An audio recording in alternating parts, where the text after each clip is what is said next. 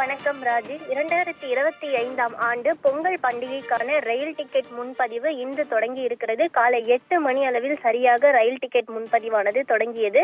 இதனையொட்டி இந்திய ரயில்வே நிர்வாகத்தின் ஐஆர்சிடிசி இணையதளத்திற்கு சென்று பொதுமக்கள் பலரும் டிக்கெட்டுகளை முன்பதிவு செய்திருக்கின்றனர். மேலும் ரயில் நிலையங்களில் உள்ள டிக்கெட் கவுண்டர்களிலும் நீண்ட வரிசையில் பொதுமக்கள் அதிகாலை முதலே காத்திருந்து டிக்கெட் புக் செய்திருக்கின்றனர்.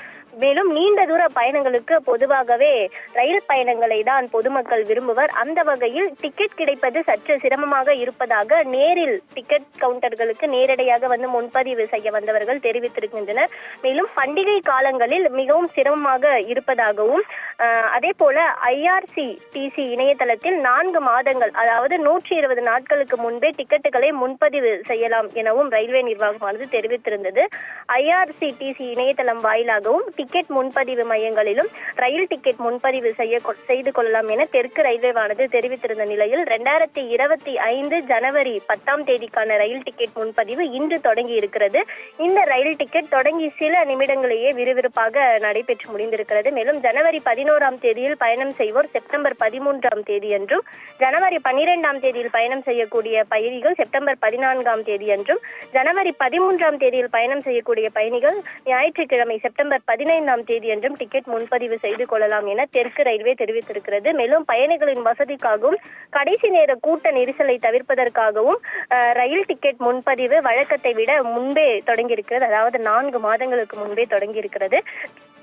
2025ஆம் ஆண்டு பொங்கல் பண்டிகைக்கான இந்த ரயில் டிக்கெட் முன்பதிவு தொடங்கி இருக்கக்கூடிய நிலையில் பயணிகள் முன்பதிவு செய்திருக்கின்றனர். மேலும் மேற்கு மாவட்டங்கள் செல்லக்கூடிய அனைத்து ரயில் டிக்கெட்டுகளும் 2 நிமிடங்களிலேயே விற்று தீர்ந்தது. சேலம், ஈரோடு, திருப்பூர் உள்ளிட்ட மேற்கு மாவட்டங்கள் செல்லக்கூடிய ரயில்களும் தென் மாவட்டங்களுக்கு செல்லக்கூடிய அனைத்து ரயில்களும் டிக்கெட் விற்பனை முழுவதுமாக விற்று தீர்ந்ததால் நேரடியாக டிக்கெட் முன்பதிவு செய்ய வந்த பயணிகள் ஏமாற்றத்துடன் திரும்பி இருக்கின்றனர். மேலும் காத்திருப்பு பட்டியலிலும் சிலருக்கு வைத்திருக்கின்றனர். ரயில் டிக்கெட் முன்பதிவுகள் தொடங்கிய சில நிமிடங்களிலேயே டிக்கெட் முழுவதும் முன்பதிவு செய்யப்பட்டிருக்கிறது. மேலும் ஆன்லைன் வாயிலாக பெரும்பாலான டிக்கெட்டுகள் முன்பதிவு செய்யப்பட்டதால் நேரில் முன்பதிவு செய்ய வந்த டிக்கெட்டுகள் அனைத்துமே தொடங்கிய சில நிமிடங்களிலேயே விற்று தீர்ந்திருக்கிறது.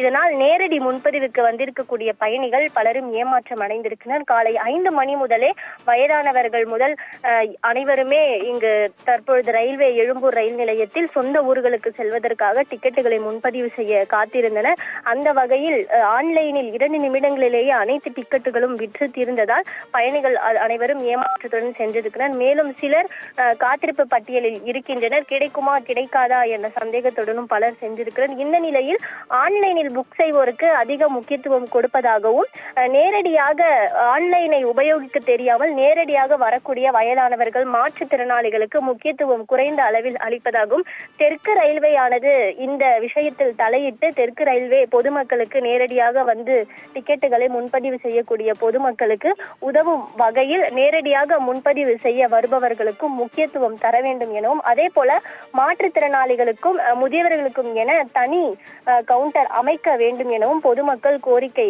விடுத்திருக்கின்றனர். ஆன்லைன்ல வந்து நான் எப்பவுமே விரும்புறதில்லை. ரயில்வே ஸ்டேஷன்ல எடுத்து இதுல வெயிட்டிங் லிஸ்ட் இருந்தாலும் அடுத்து டிடிஆர் வந்து நமக்கு ஒரு முன்னுரிமை அளித்து ஒரு ஒழுங்குபடுத்தி தராங்க. அதனால இதை முக்கியத்துவம் கொடுக்கும். நம்ம இந்த நேரில் வந்து புக் பண்ணி கொடுக்கறவங்களுக்கு வந்து ரயில்வே அமைச்சர் வந்து ஒரு முன்னுரிமை அளித்து இவர்களுக்கு வந்து அதிகமாக பயணம் செய்வதற்கு அரசாங்கம் வழிவகை செய்யணும். ஏன்னா ஆன்லைன் டிக்கெட்டுங்கும் போது சில நேரம் கிடைக்கி சில நேரம் கிடைக்காம இருக்கு. அந்த பணம் வந்து ரீஃபண்ட் ஆயிருது. ஆகவே இது நம்ம முன்பதிவு உள்ள ரயில்வே ஸ்டேஷன்ல முக்கியத்துவம் கொடுக்கணும். இதற்காக மத்திய அரசு ஒரு நடவடிக்கை எடுக்கணும். ரயில்வே அமைச்சகம் ஒரு உறுதி எடுக்கணும். மாற்றுத்திறனாளி, முதியோர்கள், ரெண்டாவது தொழில் பிசினஸ் உள்ளவங்களுக்கு வந்து இது ஒரு நல்ல ஒரு வசதியாக இருக்கு. இல்லை, நான் காலைல வந்துட்டேன், ஒரு 7:30 வந்துட்டேன். எனக்கு நாகர்கோவில் போகணும். எனக்கு இப்போ பண்ணேன். அப்படி தான் வெயிட்டிங் லிஸ்ட் 193 வந்திருக்கு. கன்ஃபார்ம் ஆகும்னு நினைக்கிறேன். கன்ஃபார்ம் ஓகே தான்.